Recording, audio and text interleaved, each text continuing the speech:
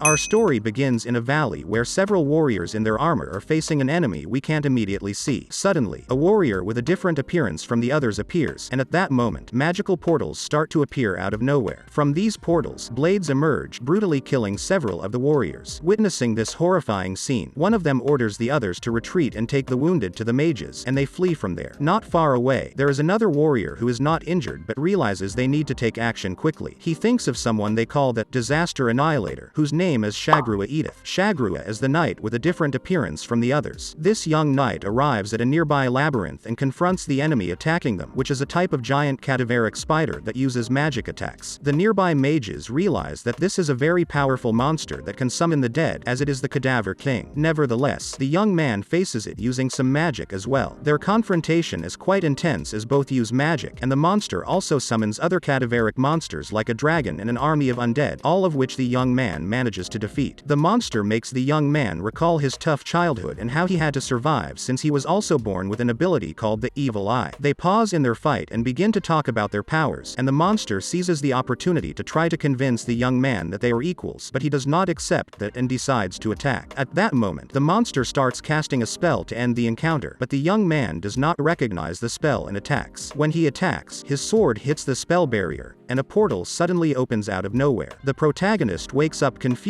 and with blurry memories. He checks his body and notices that it is not the same as before. He is much weaker. He also sees a cut with dried blood on his throat. He gets up and sees some strange walls, and when he exits the alley, he finds himself in a modern city, which seems strange to him since he knows nothing about that technology. On the other hand, a boy with a drone sees the body, which he thought was dead, and alerts someone else to take care of it. Then, the protagonist starts walking through the city, amazed by everything he sees and how peaceful this world is, believing he may never be able to return to his previous world. That's when the police arrive and begin to interrogate him. At first, the protagonist doesn't understand the language, but he eventually extracts information from the minds of the police officers and begins to understand their language. The police officers then ask for his name, and the protagonist responds that his name is Poka, as that is the name of the body he is in now. They notice his wound, but when they are about to examine it, a girl with glasses arrives and quickly takes him away to an alley. She introduces herself as Masaki, realizing that he doesn't remember her. After Masaki conducts some quick tests on the boy, she pulls out a type of weapon and tells him that since he is alive again, she will have to kill him again, revealing that she was the one who killed the previous owner of that body. The protagonist manages to dodge her attacks and escapes by running through the city, sustaining more injuries. The boy reaches a room and wonders what it is when Masaki catches up to him. She tells him that her gang used this place to kill people and make them disappear, mentioning that there are even rumors of ghosts. Upon hearing this, the protagonist realizes he can use his evil eye power and sees the spirits of people who died there. He thanks Masaki for bringing him to this place as it will help him regain his magic. When Masaki prepares to kill him, he uses his magic to create a portal and summons a type of claw that kills her instantly, realizing that he can now use his magic as he did before. Meanwhile, we see the mages and Shagrua examining the remains of the Cadaver King monster, and Shagrua realizes that despite defeating it, he believes it may not be dead and could still be alive. On his end, the protagonist resolves to stop running and begin the death game, with the image of the Cadaver King appearing behind him. He then examines the assassin's corpse and is surprised to see that she is truly dead. After that, the protagonist explains how he became the Cadaver King and the reasons that led him to do so. He begins to remember that his parents sold him into slavery because of his abilities, but this only brought him suffering. As he grew up, he learned various things about magic and how to use his power. Among the children he grew up with, he met a girl whom he came to love. But one day, the city's knights began to attack them because of their powers, killing that girl. These events caused him to grow up seeking revenge against everyone until the day he faced Shagrua and used the reincarnation technique to appear in that world. After that memory, Poka continues to analyze Masaki's body and sees that he did indeed kill her, becoming concerned because she has no healing powers and he didn't extract any information from her about the place she appeared in. Following that, we see some of Masaki's memories from when she was just a child and enjoyed the company of her parents. One day, a killer entered their home and she witnessed him murdering her parents. Not only that, but the killer took pleasure in it. This traumatic event left a deep impression on her, and she grew up with the mentality of becoming an assassin, training specifically for that purpose. At a certain point in her life as an assassin, she managed to locate the man who had killed her parents. She tortured this man as part of her revenge, giving him false hope at the end, only to play with him and ultimately kill him. Upon leaving, people started discussing the murders she committed, and she eventually met someone who ordered her to kill Poka. Masaki carried out this task and killed the boy. However, when she was about to take her own life, a drone drone controlled by the boy's operator arrived and informed her that Poka was still alive, sending her back to finish the job. At that moment, Masaki wakes up and sees Poka, realizing that her life is passing before her eyes. She then questions how it's possible for him to be alive when she had just killed him. Poka explains that he didn't exactly come back to life, rather, he is there thanks to the magic he used. People begin to arrive at the scene. Among those people is a girl named Clarissa, who recognizes Masaki. Clarissa embraces Masaki and notices that she has no pulse and is cold, indicating that she is dead. Poka confirms this by stating that she's a zombie. We then see the boy with the drone, who introduces himself as Takumi and explains what he does. The squad of people arrived 40 minutes before Masaki woke up and begins to interrogate the protagonist. Seeing that Poka possesses strange powers unknown to them because they are unfamiliar with magic, Clarissa engages in a dialogue. She explains that they came to avenge Masaki and finish the job of killing him, but now suspects that Masaki might be alive since he healed her. They continue to discuss this place and the protagonist's intentions when suddenly Clarissa receives a report that some children are trapped in a fire. Poka offers to go, and she asks Takumi to guide him using one of his drones to the fire. When they arrive, Poka uses his magic to jump onto the building and sees the children amidst the flames. He also sees the spirits of the children's deceased parents and, using his magic, gets them to help him rescue the children. With their help, he brings the children to safety and then leaps out of there. Seeing all of this amazing display of power, Takumi tells Clarissa that he's undoubtedly dealing with someone dangerous, and it's better not to fight him. Clarissa agrees and asks him to take them back since Masaki is about to wake up. After that, we return to the present, where Clarissa continues to examine Masaki, finding it strange that she's alive again. Clarissa then begins to talk with Poka about his intentions, and he mentions that he just wants to be there in peace and contribute to everyone having that peace. Upon hearing this, Clarissa accepts and says that he will need an assistant, assigning Masaki and Takumi to help him. When Takumi hears this news, he falls off his chair and wonders how he got involved in all of this. Later on, we see Masaki watching news videos about the rescue performed by the protagonist, finding it impressive when the skeletons save the children. Takumi and Poka are also in the footage, giving orders and using skeletons to assist. They start talking about various things, and Poka thanks them for their help with everything since, for him, this is an entirely new world. They continue talking, and Takumi asks about Poka's family, or rather, the former owner of the body that Poka now occupies. The protagonist explains how he dealt with that and informs them that he has entered the spirit of the boy into the drone. Takumi realizes that it's why he lost control of that drone. After a bit more conversation, they receive a call, and Takumi informs Masaki that it's for her, so she goes to see who it is. When Masaki exits, she encounters a man with a worried look on his face who recognizes her as a professional assassin. He asks her for help, supposedly to eliminate some killers who want to kill him. She tells him she can't, but he insists. Poka then appears and mentions that he accepts the job. Masaki says that if he goes, she will too. Later that night, Masaki begins to follow a man to carry out the job, but she is suddenly ambushed. The man who had hired her shoots her in the back, revealing it was a trap to avenge his boss. When Masaki falls to the ground, Poka appears, stating that he knew about it. He informs them that Masaki can't die because she's a zombie. She gets up and starts attacking them. At that moment, the protagonist starts using his magic and explains that the assignment he's completing is not for that man, but rather for some children whom he killed because their spirits requested it, and he accepted. He then finishes off the man and his followers, saying that he helped the spirits of the children and promises to help prevent suffering. They return to the building where the three of them are living, and Takumi asks why he did that. Poka responds that it was to help, as he has the power to interact with spirits. Poka continues to explain his good intentions, so Takumi reasons that Masaki and he are actually worse than the protagonist since they act out of self-interest. They continue talking about various things until they finish, and a luxurious building appears where Clarissa's voice can be heard. She is in a room taking a bath in the tub, receiving news about an attack on a group of mercenaries, expressing joy about it and thinking that Poka must stay on their side. Afterward, we see the protagonist again in the building, this time talking with Masaki, and as Takumi watches them through the camera, he realizes their closeness. Then we see Clarissa again, receiving a massage from some girls who are with her, and she receives another call. She talks to someone on the phone, and when she finishes the call, she grabs a bottle and tells the girls to celebrate as they've relieved themselves of a burden. On the other hand, a blonde-haired man is in a liquor store, lying on the bar, asking the bartender about Clarissa, thinking it's strange that she's not there. The bartender nervously says nothing is wrong. As a waitress walks by him, she pats him, and a man arrives, grabbing him and telling him not to overstep with the waitresses. After that, we see the protagonist eating pizza with Takumi and Masaki. He explains that the girl can now paralyze with her saliva, so she tests it by biting him and leaving him paralyzed. She threatens to bite Takumi, but he advises her not to and starts giving her a lecture on why she shouldn't do it. On another front, we see some police officers investigating the scene where the protagonist attacked those men, and suddenly, they hear a noise and go to check. There's someone examining the pile of bodies, and they are impressed, realizing that the attacker must have powers. However, when the police arrive, the person leaves, and they are amazed by the pile of bodies. Later, we see the protagonist with his companions discussing details of this world that are similar to his, realizing that perhaps both worlds are somehow connected. At the scene of the attack, the blonde man arrives with a strong companion, and they mention that they will handle it as a paranormal case. The blonde man introduces himself as Tsubaki, and the other as Arasa. At another moment, we see Tsubaki in a building that serves as the police office, talking to other police officers and explaining the relationship between the attacks and the troublesome gangs. He continues to explain it in a way that everyone understands, and they want to take action. Also present there is his partner, Arasa, who draws a skull in his notebook and then crosses it out with a pencil. Back at the house where the protagonist is living, he removes the spirit of the former Poka from the drone and transfers it into a stuffed shark, returning the drone to Takumi. The protagonist tells the spirit that he cannot give it his name and that he will keep the name Poka as he needs it for that body. Masaki arrives and, upon seeing the plush toy, finds it cute and hugs it, causing the spirit inside the plush to blush. Takumi thinks it's strange that it is attracted to the one who killed it. Then, the protagonist starts talking about needing energy, referred to as mana, and how it's difficult to find it there due to a lack of spirits in the environment. But he doesn't see this as a problem, as he mentions that he can also obtain mana from gems like sapphire, diamond, and others, thinking about going to look for them since they also exist in that world. Afterward, Masaki takes the protagonist to a jewelry store to show him that obtaining those gems is not so easy. When they arrive, he realizes from the prices that they are too expensive, lamenting that in his world, even a child could afford them. Takumi suggests that he extract mana without touching them, but the protagonist mentions that doing so would disintegrate the gem, which he sees as unfair to the store owner. The protagonist and Takumi start arguing about what is fair when suddenly Arasa appears and grabs Takumi's drone with a jump. On the other hand, at the bar, Clarissa is tending to the bar when Tsubaki arrives and greets her. Later, along with other police officers, he starts interrogating her. Back with the protagonist, Arasa questions him and begins to suspect that he is different, sensing his power. Takumi tells Poka to hide his powers. Takumi now calls Arasa and starts explaining that they are normal people with no connection to him, asking him to let them go peacefully. But Arasa starts talking to him in a way that appears intimidating. The protagonist intervenes in the conversation and defends Takumi, which makes Arasa even more suspicious. However, he notices that Masaki is absent. Suddenly, Masaki appears behind Arasa and puts him in a hold and kicks him in the stomach. Then she grabs Poka's hand and they start to flee. Arasa pursues them, but when he exits the alley, he realizes they are gone. We see Poka with Masaki above him, both using magic to hide and escape from the police officer. Arasa arrives at the police office and asks a woman to analyze the shoe print on his belly. Upon seeing it, she recognizes it and tells him it won't be necessary. She produces some photos showing a footprint from a previous fight where people were in a brawl. After that, we see some police officers discussing how strange the case is and leave it to the team responsible for it, but someone with bandages on their face is eavesdropping and looks like a mummy. Then we see Tsubaki in the bar revealing confidential information about police officers, but they realize it's a trap to provoke them. A moment later, the protagonist and Masaki arrive at the bar and sit down next to Tsubaki, engaging in conversation. However, Tsubaki becomes suspicious of them and alerts Arasa, who starts heading toward them. Takumi notices and tries to warn them, but it's too late. Asari arrives, and they attempt to interrogate Masaki. Suddenly, the bar loses power, and the protagonist tries to escape with Masaki, but as they are doing so, Poka senses an unusual presence and is greatly surprised. When they strike a match, they realize that someone is there. It's the man who looks like a mummy, and Arasa recognizes him as Lemmings, wondering what he is doing there. Everyone remains there in the midst of the dense darkness, perplexed by the unexpected situation. No one knows who will attack whom first, but both Arasa and Tsubaki know that Lemmings is not there to kill everyone. Otherwise, he would have already attacked. After a moment, Arasa and the other police officers decide to apprehend Lemmings to take advantage of this opportunity since he is someone they have been seeking. They rush towards him, but Arasa is the one who confronts him directly because Lemmings is incredibly strong. Nevertheless, Lemmings evades the attacks and heads towards Masaki, grabbing her and carrying her over his shoulder. Poka becomes quite concerned upon seeing them taking away his companion. Still, he decides that it's not a good idea to reveal his powers there due to the presence of Arasa, who resembles Shagrua from his world. However, this doesn't stop him, and he decides to use his magical powers to rescue his friend Masaki. Using his powers, he creates several portals in the darkness and summons giant skeletal hands from them, which allows him to make Lemmings release Masaki and grabs her with one of those hands. Despite the darkness and others not not being able to see what he's doing, Lemmings can perceive it. He starts evading the attacks until he manages to get back to Masaki. She, on her part, manages to distract him for a moment by revealing a secret to him. Then she tries to bite him to paralyze him, but her teeth can't pierce his bandages, so she stabs him with a fork she had in her mouth a moment ago. Lemmings becomes somewhat dizzy, but the fork didn't have enough saliva to immobilize him. So, the protagonist thanks the girl and mentions that now he will take care of it. He creates a portal next to Lemmings and starts attacking him again with his skeletons. The next day, the police officers are at the bar, looking at the aftermath of the previous night, thinking that they will come armed next time. On the other hand, the protagonist and Masaki walk through the city while communicating with Takumi, who comments that it's a miracle they managed to escape so easily, recognizing that Lemmings is known to be dangerous. Poka starts reflecting on what they have just done and how their new companions have somehow helped his cause. He decides to change his focus, which was solely centered on himself. Later, the protagonist meets with his companions and explains the situation, telling them about his new idea to be in that world and start a business to generate income. He shows them a mechanical pencil he acquired with a spirit and explains that the business revolves around fortune-telling but in a fraudulent or cheap manner, which Takumi finds a crazy idea. Nevertheless, the spirit in the mechanical pencil, named Hirogi, writes on a sheet that if they want to make money, they should leave it to him. Then we see a fortune-telling business opened, where the protagonist plays the role of a fortune teller, with a line of customers waiting to be served. At the end of the day, Takumi informs them that the first day has been a success, as they have collected a substantial amount of money. They all explain how they provide life readings to people. They use information from the internet that Takumi investigates about the clients and also enlist the help of spirits who are relatives of the clients, as they provide insights to convey to their family members. When the protagonist decides to split the earnings among the 5 of them, including the former Poka in the plush toy and Hirogi, the door swings open abruptly, and 2 men in suits enter, escorting 2 twin children. The children recognize the protagonist as Poka, believing that he is still the previous one, and they call him uncle. The spirit of Poka in the plush toy informs him that they are indeed his relatives, and the protagonist tries to hide, not knowing what else to do. After a brief argument, the protagonist tells the children that he is not Poka, but they don't believe him. Additionally, Takumi threatens to call the police, so he embraces the children and promises them that everything will be fine. He also informs them that Poka will visit their house tomorrow and shares a fortune regarding a deranged ghost that haunts them. When they leave the premises, Takumi and Poka's spirit provide them with information about their relatives, mentioning that Poka was the heir to a great fortune and speculating that one of their relatives might have ordered the hit on him. Meanwhile, an elderly man in a cabin looks at a photo and mentions that his time has come. The next day, the protagonist arrives at a gigantic mansion with Masaki, completely surprised by its grandeur. At that moment, their nephews, a boy named Shizuki and a girl named Kazuki, come out and are also astonished to see that he fulfilled his promise. Another man, named Takaru, who is also their nephew, appears and is surprised to see him. They engage in conversation, and Takaru inquires about the girl, to which Masaki introduces herself very formally. Afterward, they enter the mansion, sit in the dining room, and begin conversing with the other family members. Initially, Masaki talks about herself and how Poka has helped her significantly since they met, even mentioning that he saved her life. Then, the other family members introduce themselves one by one. The protagonist recalls the lesson that Takumi gave him about the former Poka's family and the information he provided. He remembers being warned to be cautious around Takaru, as he is someone important in the family. After a conversation, an elderly man enters the room, claiming to be the master of the house, named Razan. Razan talks briefly and then takes the protagonist to another room, where he starts asking him some questions. Finally, he asks about his true identity, which confuses the protagonist. However, the elderly man reveals that despite having Poka's face and voice, he knows that he isn't Poka. He draws a sword and places it at the protagonist's neck. The protagonist acknowledges the old man's statement. As he is about to reveal the truth, he senses danger for the children. So, he asks the old man to trust him and promises to explain later. Razan agrees, and the protagonist departs from there, almost running, leaving the old man impressed. Later, we see memories of a girl named Sasuke, who is now the spirit haunting the children. She went into the forest to investigate something and witnessed some men engaged in illegal activities and planning harm against the children. She rushed to warn them, but the men noticed her and set her on fire. This turned her into a spirit, and her desire to protect the children led her to lose her sanity, becoming the deranged spirit she is now. As an explosion occurs in the mansion in the present day, Sasuke worries and watches as one of the men takes the children, claiming he will protect them from the fire. She laments, asking for their protection. On the other hand, we see Tsubaki walking alongside Arasa in a penitentiary. They discuss a recent case and head towards the cell of a very dangerous inmate. When they reach the cell, they begin interrogating the prisoner, who is the criminal responsible for numerous deaths due to fire at one point. They inform him that someone is mimicking his method of killing. Next, we see how in the mansion, the man tries to take the twins, claiming he he will protect them, until they reach a basement where he intends to put them in a tunnel. Kazuki tells her brother that there's no way out, and we see Sasuke's spirit trying to stop him but failing since she is invisible to them. At that moment, Masaki enters and stops the man with a blow, causing his mask to fall off, revealing his true identity as a murderer. They begin to fight as Masaki tries to protect the twins, but the killer manages to set the house on fire, and they start suffocating in the basement until the children believe they see Sasuke. But when they look up, they realize it's Poka who rescues them from the flames and takes them outside, saving them. Then we see a man who claimed to be their relative escaping in a car, thinking the killer would accomplish his mission. However, he is surrounded by several cars, and they force him to get out of his vehicle. While they are outside, the protagonist realizes that an employee is trying to escape, and he recognizes that it's the killer who had disguised himself again to try to escape. Poka stops and immobilizes him, but when they try to apprehend him, the grassy area ignites, and amidst the flames, Lemmings appears. He asks them to keep silent and then disappears, leaving them puzzled. Later, in a basement, we see Takaru restraining the man who planned the fire and interrogating him threateningly. In the penitentiary, the police officers continue talking to the prisoner until it seems like he has something planned. Immediately, the focus shifts to how they are transporting the imitator of the fire murderer in a car. The car ignites, and we witness the imitator's death at the hands of the real fire killer. When everything has calmed down, the protagonist, along with Masaki, meets with the elderly Razan. The protagonist notices that there are people hidden, watching them, so he asks the old man that they need to talk in private, surprising Razan. However, he instructs those people to leave. Once they are alone, the protagonist mentions that Razan may find it hard to believe what he's about to say and reveals that he's not from this world. Then, we see Takaru meeting with Lemmings and thanking him for protecting the twins. However, Lemmings reveals that it was Poka who saved them, which seems strange to Takaru. After a lengthy explanation with demonstrations, the elderly man acknowledges that he believes the protagonist because, given everything, it's impossible not to. Nevertheless, he stands up and threatens Masaki with a sword, stating that she was the one who took the life of the other Poka. So, the protagonist prepares his magic. However, the spirit of the other Poka in the shark plush toy stops Razan, and he recognizes it as Poka. This surprises him, but he manages to calm down and stops threatening Masaki with the sword. They explain how this is possible, and the elderly man realizes that Poka's spirit seems to like it, so he accepts it. Then, he proposes to the protagonist to give the spirit a robotic body to return the other Poka's body. However, Poka's spirit declines, as he wants that robotic body and even asks for some modifications, which they agree to. Afterward, they leave there, and Poka tells Takumi that he only revealed the truth to the elderly man, and they are waiting for something before leaving. At that moment, Masaki takes the shark plush toy and apologizes to the former Poka for killing him, giving him a hug. The twins also arrive, thanking Masaki for rescuing them and sharing how scared they were at that moment. They then thank their uncle Poka for saving them, attributing it to the Skeleton King, who is now their protector. They bid farewell, and the protagonist sees Sasuke's spirit with the children, appearing calm. Back in the penitentiary, they inform Tsubaki that the real fire murderer killed the imposter, and the prisoner becomes aware of this. Suddenly, the lights go out, and when they look at the prisoner's cell, they notice that he has escaped. Later, at the police station, Tsubaki gathers the other police officers and delivers a briefing about the escaped prisoner, explaining that when he was free, he caused disturbances using magician illusions just for the sake of it. He goes on to describe the speeches and illusions he used, and then instructs everyone to be prepared. On the protagonist's side, he purchased a very old radio to stay informed about things. Takumi comments that with the money he has, he could have bought something much better. Poka turns on the radio, and they begin to hear the news that the illusionist, whom the police have named the Solitary, has escaped from prison. At the police station, they also watch the news on the television to see what they are saying about the Solitary. While the protagonist and his companions listen to the news, Takumi mentions the things that the Solitary used to do while he was free. At the police station, they notice that these same news reports are on all the channels, which strikes them as strange. Suddenly, the news anchor removes his glasses, revealing himself to be the Solitary. He delivers a message to all the people, stating that he has returned. Tsubaki finds this problematic and starts explaining the reason. On the other hand, on the rooftop of a building, the Solitary and the Firekiller meet for a conversation and begin talking via phone, even though they are relatively face to face. In the building, the protagonist and the others discuss the similarities between things in their world and those in this world, making reference to dragons and other creatures, and mentioning something about the power of fire. Back on the rooftop, the Firekiller confronts the Solitary, and the Solitary defends himself using illusions while the other employs fire attacks. In the end, the Solitary uses compelling arguments and convinces the Firekiller to calm down down, and they manage to conclude the conversation peacefully. Back in the building, they continue talking about dragons and the threats of this world when suddenly, there's a knock on the door, and they hope it's not lemmings. When they open the door, they realize it's Polka's relatives from the mansion. They bring a giant shark plush toy, which surprises the protagonist and the others, as they don't know the reason for this visit. The girl who arrives is named Seo. She enters the room and tells them that the reason for being there is that she wants to stay with them for a while, which surprises everyone. Seo sits on a piece of furniture, and her sadness is evident. She introduces herself to the others and then presents her companion, Lei, as her assistant. Lei then lowers a suitcase they brought and mentions that Seo lost her entire collection of sharks in the fire, which left her very sad. He takes out a phone and shows them a recording of the elderly Rozin. Rozin explains the reason for sending Seo there with him, mentioning that her room was burned in the fire, so she needs to stay with him for a while. The protagonist analyzes the situation and realizes that surely the old man sent his security team to keep an eye on them. He then suspects that it might be Seo herself who ordered the hit on Polka. Instead of seeing it as something bad, he views it as a positive point because, if that's the case, it will make his job easier, saving more time than they would spend searching for the killer. The next day, they wake up, and Seo, wrapped in her shark-themed blanket, refuses to get up due to her sadness. Lei apologizes for Seo's behavior and explains the reason for her current state. They go out for breakfast, and the protagonist asks Lei why he is accompanying the girl. Lei explains the somewhat strange reason. Later, in the mansion, Tsubaki and Asari arrive to investigate the fire incident. They meet with Takaru and start discussing what happened. They talk about the culprit, who they now call by a new nickname, the Fire Exhale Bug. They continue discussing the matter until it gets late and the police officers have to leave. As they walk away, they mention how suspicious everything is, especially since Polka is their family and was there. Back in the building, Polka and the others help Seo and Lei move into one of the rooms, carrying their belongings and receiving Lei's gratitude. While everyone is sleeping at night, Lei wakes up and leaves the room. He mentions a few things and, in the end, says that he will expose the fake Polka, referring to the protagonist. Afterward, Lei begins to remember when Rozin called him and entrusted him with being Polka's bodyguard, explaining that there is a fake Polka but that he trusts the protagonist and that's why he must protect him. Lei reluctantly accepts this mission and even mentions that he plans to secretly eliminate the fake Polka to get closer to his master, and if the real one is alive, he will kill him again. He continues recalling that when he was just a child, he lost both his arms, and while he was in the hospital, he overheard his parents saying they would abandon him because he would be of no use without arms. This made him feel bad, but an elderly man who arrived there spoke to his parents to change their minds, although he didn't succeed. That's when the old man offered to buy him from his parents, as his robotics company could fix him, and he offered access to that technology, which they accepted. In Clarissa's mansion, she meets with her companions and discusses the advantages of the relationship with the elderly Rozin's household, as it provides access to advanced technology. Back in the building, the protagonist talks with Takumi and Masaki about dragons and other things, and as Lei listens through a microphone, he thinks they are playing a game. He continues listening to the skeletons and believes they are dice, and they are playing a role-playing game. Later, he hears the protagonist mention that he knows their location, which surprises him because there are no cameras in the room. Then, at the police station, Tsubaki explains the recent events' relationship and adds Polka to the list of suspects, explaining things about him. He appears to be a child but is extraordinary. Next, we see the Solitary leaving a virtual reality store where he was trying out a dragon game, which he finds very special. The Solitary departs, thinking about the police's movements, and by chance, he encounters two police officers who recognize him and begin to follow him to catch him, while they are being watched by the Fire Exhale Bug. Later, we see the protagonist in the building with the others, and suddenly, Tsubaki and Asari arrive. Takumi hides, and they ask Polka to read their future. Tsubaki explains that they would like to ask more questions, but time does not allow it. They have come only to see their future, although Asari does not join them because he fears receiving bad news. For this reason, the protagonist asks Masaki to take them to the other room, and she does as he requests. They then appear in the other room, with the protagonist dressed in all the fortune-telling implements. He starts asking Tsubaki to find out things about the escaped prisoner, but the protagonist mentions that it doesn't work that way and begins revealing personal information. At first, Tsubaki remains calm, thinking that Takumi might be obtaining this information through a computer and passing it to him via an earpiece, which is partly true, albeit with a skeletal eye. Then, the protagonist leaves him astonished as he makes Hirogi, the spirit within the mechanical pencil, start writing something. When Tsubaki sees the pencil moving on its own, he gets a little scared. However, His amazement grows when he sees what the mechanical pencil has written. He grabs the protagonist by the collar and demands an explanation. The protagonist tells him that the mechanical pencil only reveals what's in his heart. So, Tsubaki begins to remember when a friend drew that symbol, as it is something very secret, something only he should know. In the end, Tsubaki calms down and apologizes to the protagonist for his reaction. He also pays him extra money for that consultation, saying that it compensates for the encounter. Lei ponders the policeman's reaction and thinks it must be related to the identity of the fake Poka. He says he's going to buy something. On the other hand, in a restaurant, we see Tsubaki eating with Asari. There is an uncomfortable silence between them, and Tsubaki asks if Asari wants to know why he reacted that way. Asari acknowledges that he does, as his reaction was not normal. However, Tsubaki tells him that it's something he doesn't want to talk about at the moment, as he remembers that he can't reveal that secret. On another note, we see a thief in a building trying to break into a safe. Then, the fire exhale bug arrives and sets everything on fire. The solitary also appears, creating illusions. They find a paper with an inscription identical to the one known by Tsubaki and kept secret. Later in the building, the protagonist discusses Tsubaki's reaction and its significance with his companions, but they don't figure it out. Tsubaki arrives at the bar and starts talking to Clarissa, asking her for an explanation of how Poka could know that secret. However, Clarissa doesn't understand what he's talking about because Lei is monitoring them. Poka's companions ask him how he drew that, and the protagonist replies that he didn't do it, it was Hirogi. At that moment, Tsubaki mentions Hirogi, and Clarissa is astonished because he used to be the former chief of police, but apparently, he was dead. They start talking about how strange this is, mentioning that the only remaining explanation is that Hirogi is still alive. When Tsubaki leaves, he says he will find him no matter what. In the building, Hirogi starts explaining to them by writing on a paper that he used to be the chief of police and had information only Tsubaki knew. They ask him to tell them what he wrote on that paper, but Hirogi refuses and asks for a lot of money in exchange, avoiding revealing what he wrote. Later, we see a man walking through the corridors of a solitary prison, talking about a few things until he reaches a cell that, given all the items in it, looks more like a store. The man starts talking to the prisoner, who wears a mask, and then reveals his true identity as the solitary. The solitary takes out a paper with the symbol he found in the safe, which Hirogi had also written. He asks the prisoner, who has a shop in the cell, what it might mean. The prisoner requests information in return for that, so the solitary starts providing some different details. The prisoner is not satisfied with the information, so he only gives him some candy in exchange, making the solitary angry. Nevertheless, he eats them and asks for more information about the symbol. So, the prisoner starts explaining a small detail about the symbol, which represents an ancient order of knights, sparking the solitary's interest. He agrees to pay the price for the remaining information. From the building where they are having this conversation, everyone is surprised to see dirigibles approaching the city. However, when the protagonist sees them, he notices that the symbol is on them and is greatly surprised. Poka mentions that maybe this world and his are the same because that symbol is the flag of the fallen empire of his world, from which he was escaping.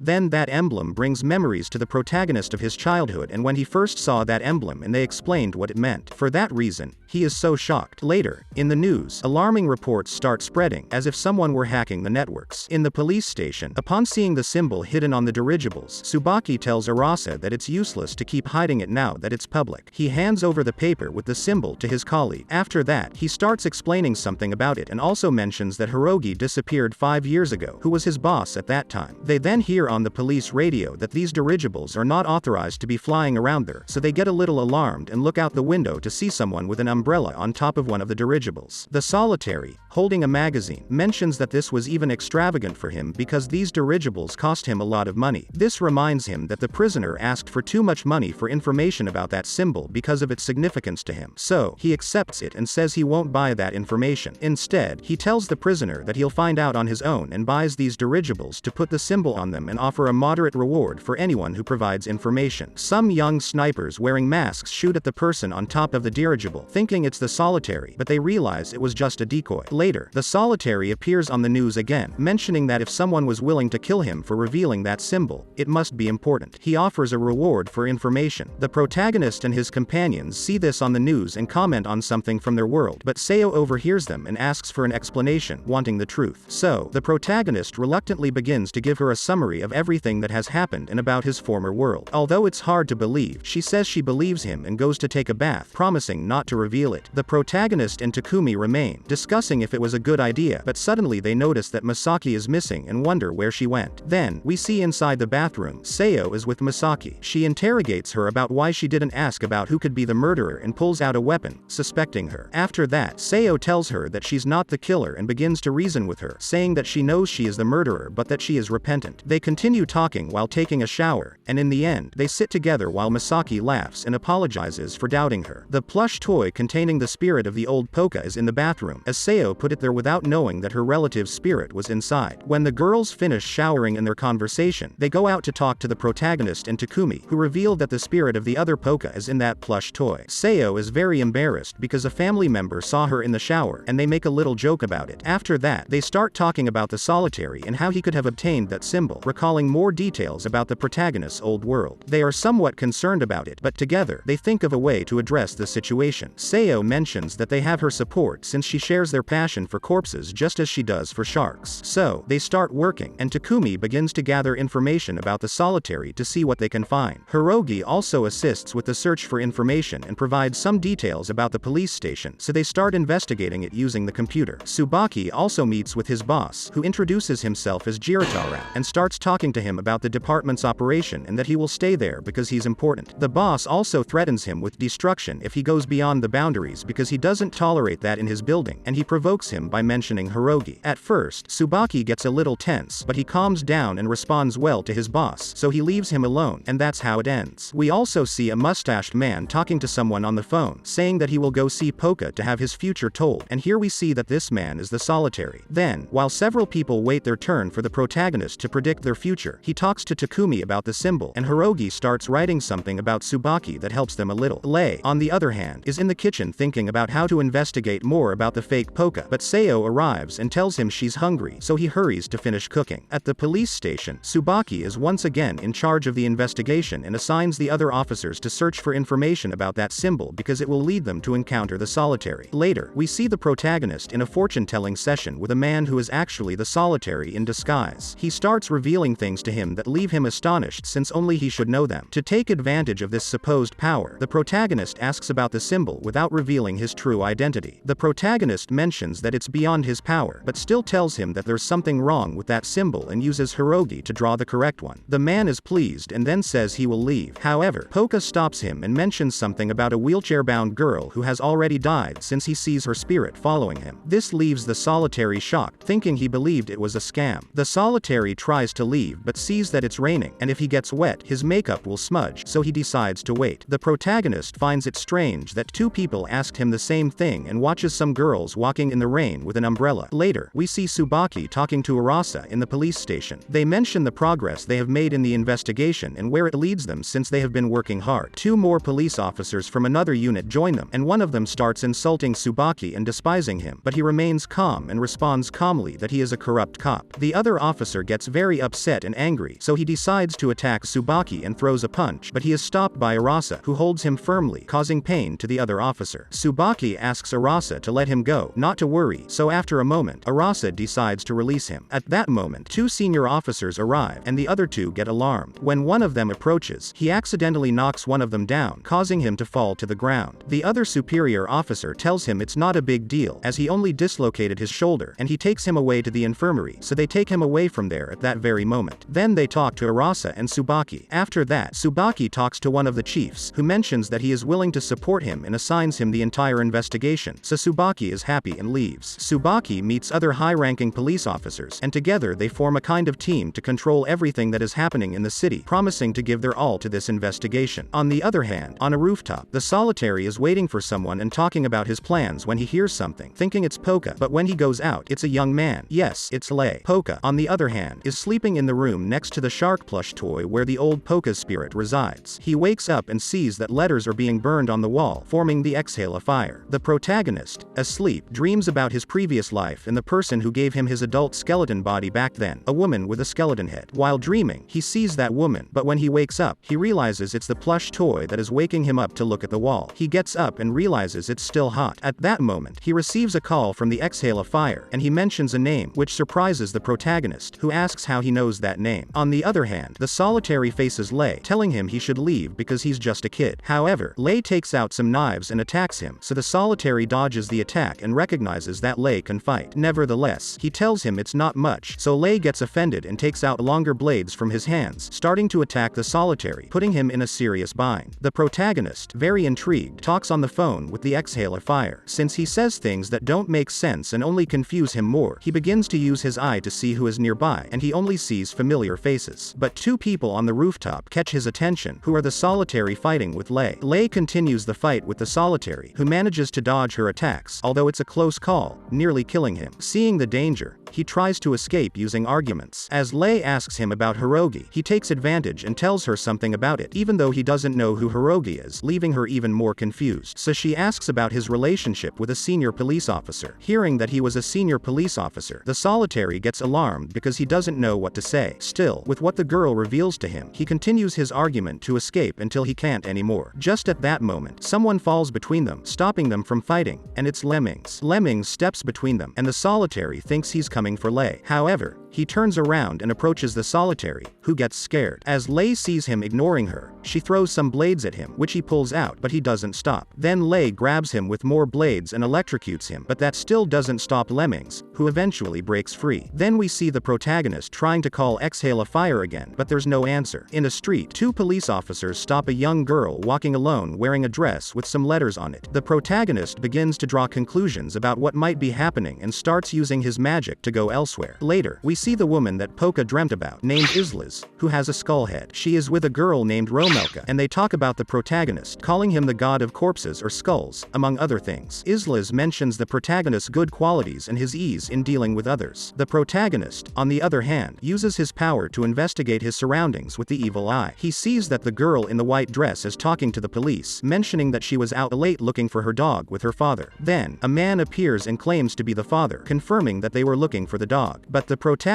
watching them, knows it's a lie and recognizes the man as the one who asked him about the same symbol the other day, remembering that both of them asked him about it. Then the protagonist continues to extend his power of the evil eye, reaching further and remembering when Islas was teaching him how to use it. His power is so extensive that people start feeling something strange in the atmosphere, which gives them a bad feeling. Later, the protagonist sees who's on the rooftop and prepares to use his power with invisible skeletal hands. But the three of them also sense something different in the atmosphere. Once again, Lemmings continues to attack just like the solitary, but something stops them. It's the invisible hands of the protagonist holding them back. But when they break free, the protagonist decides to use more magic. The solitary manages to start fleeing in a balloon, but as Polka is using more magic, he tries to catch him again, as well as Lemmings. However, he realizes that he might need more power. In the end, he manages to make Lemmings and the solitary move away from the rooftop. He doesn't care that they have already escaped because he was able to catch the girl who was walking on the streets. Watching all these events in silence, Takeru starts making a plan and receives different messages suspecting who has this immense power and wants to seize it. In the end, in a house, a voice tells someone that things are getting interesting, and a girl shows her smile, revealing vampire fangs. And that's how the first season of this anime ends. If you've reached this part of the video, let me tell you that you've been one of the few people to make it this far. So comment the word skeleton in the comments. Remember to subscribe to not miss any videos. With that said, see you in the next video.